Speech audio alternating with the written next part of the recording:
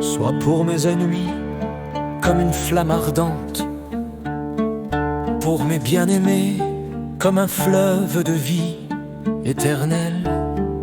Et ne sois pas de ceux qui doutent. Et si la douleur te frappe en mon sentier, ou si pour l'amour de moi tu es humilié, ne t'en émeus pas. Aie confiance en Dieu, ton Dieu est le Seigneur de tes pères, car les hommes s'égarent sur les chemins de l'illusion, incapables de voir Dieu de leurs propres yeux, ou d'entendre sa mélodie de leurs propres oreilles. Ainsi les avons-nous trouvés, comme tu peux en témoigner.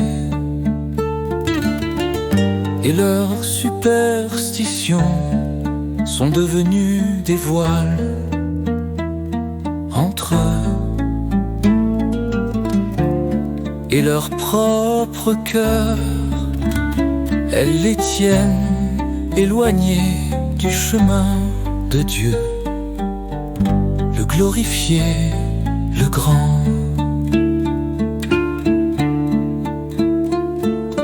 Sois-en assuré au plus profond de toi-même, celui qui se détourne de cette beauté se détourne aussi des messagers du passé et fait preuve d'orgueil envers Dieu de toute éternité, en toute éternité.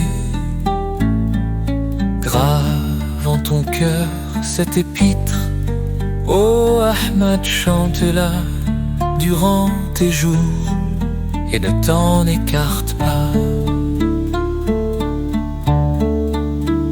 En vérité, Dieu réserve à celui qui la chante la récompense de son martyr et le privilège de servir dans les deux mondes, de servir dans les deux mondes. Ces faveurs, nous te les avons accordées en signe de clémence et de générosité, afin que tu sois de ceux qui sont reconnaissants. Par Dieu, que celui qui est dans l'affliction et le chagrin lise cet épître avec une absolue sincérité, et Dieu dissipera sa tristesse, résoudra ses difficultés et le libérera de ses malheurs.